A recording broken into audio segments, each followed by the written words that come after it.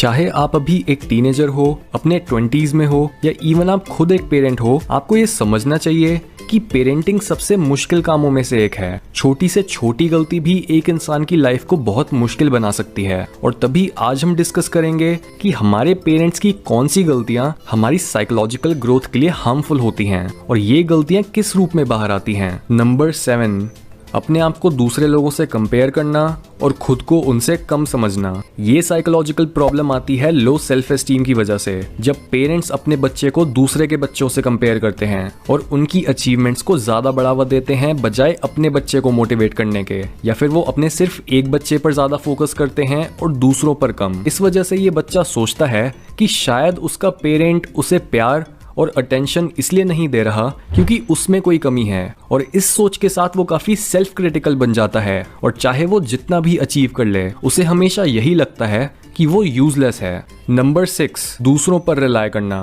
ये प्रॉब्लम उन लोगों में आती है जिनके पेरेंट्स ओवर प्रोटेक्टिव होते हैं और जो अपने बच्चों को खुद कोई काम नहीं करने देते। फ्रीडम की कमी होने की वजह से ऐसे बच्चे काफी इररिस्पॉन्सिबल बन जाते हैं क्योंकि उन्हें उनके पेरेंट्स ने कभी रिस्पॉन्सिबिलिटी लेना सिखाया ही नहीं होता। इस टाइप के पेरेंट्स खुद भी साइकोलॉजिकली अब्यूज्ड होते हैं और जाने अनजाने में वो अपने बच्चों को भी अब्यूज कर देते हैं उनसे उनकी इंडिपेंडेंस छीनकर। यूजुअली अपने बचपन में अटेंशन और प्यार की कमी की वजह से ये पेरेंट्स नार्सिसिस्टिक बन जाते हैं और इन्हें कांस्टेंट वैलिडेशन, अटेंशन और अपनी तारीफें चाहिए होती हैं। इन्हें सबकॉन्शियसली ये पता होता है कि अगर इनके बच्चे अपने पैरों पर खड़े हो गए तो वो इनसे दूर चले जाएंगे और इन्हें कांस्टेंट अटेंशन नहीं मिलेगी। इसी वजह से इस तरह की पेरेंटिंग करने से एक बच्चा बड़े होने के बाद भी अपनी जिम्मेदारियों से दूर भागता है और हमेशा अपने फेलियर के लिए दूसरों को ब्लेम करता है।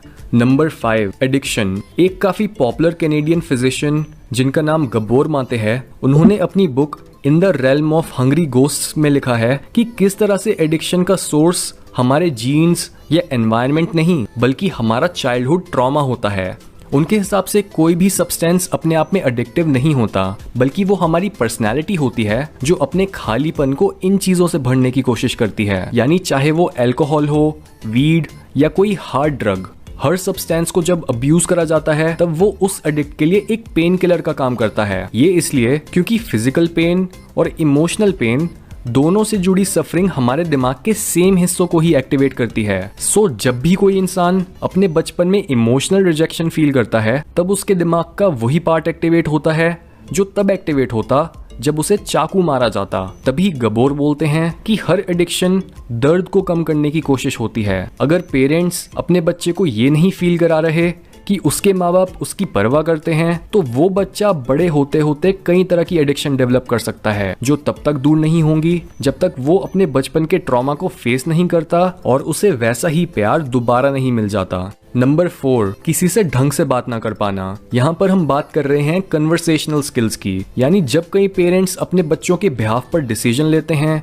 और उनके बिहाफ पर ही दूसरों को जवाब देते हैं तब वो बच्चा खुद एक कन्वर्सेशन होल्ड करना नहीं सीख पाता। जैसे जब एक बच्चे से कोई इंसान उसका नाम या उसकी क्लास पूछता है और उस बच्चे के आंसर करने से पहले ही उसके पेरेंट्स बिना कुछ सोचे समझे खुद आंसर कर देते हैं। इस वजह से कई बार बच्चों का जवाब उनके मुंह में ही अटक जाता है और वो कभी भी सेल्फ कॉन्फिडेंस नहीं डेवलप कर पाते। यही रीजन है कि क्यों बच्चों को एनकरेज करना चाहिए कि वो अपने आंसर्स खुद दें और एक कन्वर्सेशन में पार्टिसिपेट करना सीखें। नंबर 3, हर समय गिल्टी और शेमफुल महसूस करना। ये साइकोलॉजिकल प्रॉब्लम डेवलप होती है जब पेरेंट्स अपने बच्चे के दिमाग में ये बात डाल देते हैं कि उन्होंने कितने सैक्रिफाइसेस करे हैं और उसके बावजूद भी उनका बच्चा ढंग से बिहेव नहीं कर रहा। इस तरह से किसी बच्चे को डांटते हुए ये बोलना कि आपने उसके लिए बहुत कुछ करा है पर फिर भी वो गुड इनफ नहीं है, ये सुनकर बच्चे का दिमाग गिल्ट और माँ बाप के सैक्रिफाइसेस के बोझ से भर जाता है। वो बच्चा सोचने लगता है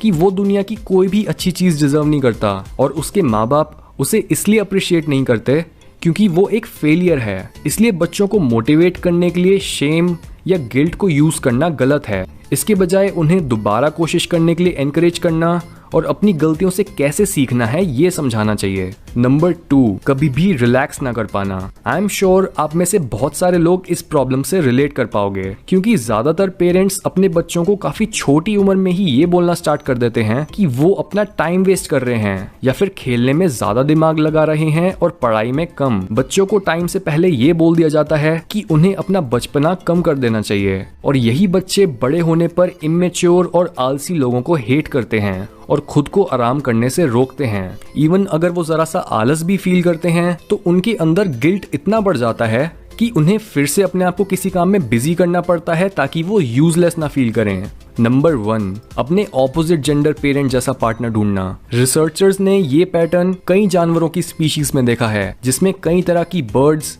फिशेस और मैमल्स ऐसे मेट्स प्रेफर करते हैं जो उनके पेरेंट्स के जैसे होते हैं। हाउएवर, ये फ्रॉइड के एडिपस कॉम्प्लेक्स के कॉन्सेप्ट से थोड़ा अलग है, क्योंकि फ्रॉइड का मानना था कि हमारे अंदर बचपन से ही अपने पेरेंट्स के लिए एक सप्रेस्ड डिजायर होती है। पर एक्चुअल रिसर्च बताती है कि ये बिहेवियर तब डेवलप होता है जब एक इंसान को बचपन में इनकंसिस्टेंटली अटेंशन दी जाती है। यानी कभी एक पेरेंट आपको प्यार करता है, आपको अपने बारे में अच्छा महसूस कराता है, और दूसरे ही पल वो गायब हो जाता है या फिर आपको डांटने लग जाता है। इस तरह की अटैचमेंट एक बच्चे को हर समय अपने उस पेरेंट की वैलिडेशन लेने के लिए बोलती है। इवन बड़े होने के बाद भी ये बच्चे सिर्फ एक तरह के अटैचमेंट स्टाइल से ही फेमिलियर होते हैं, यानी अपने पेरेंट की वैलिडेशन लेने से। यही रीजन है कि क्यों इस तरह के ट्रॉमेटाइज्ड लोग अपने पेरेंट्स जैसे पार्टनर्स को ढूंढते हैं, ताकि वो ये फील कर पाएं कि फाइनली उन्हें अपने पेरेंट का मिसिंग प्यार मिल गया है।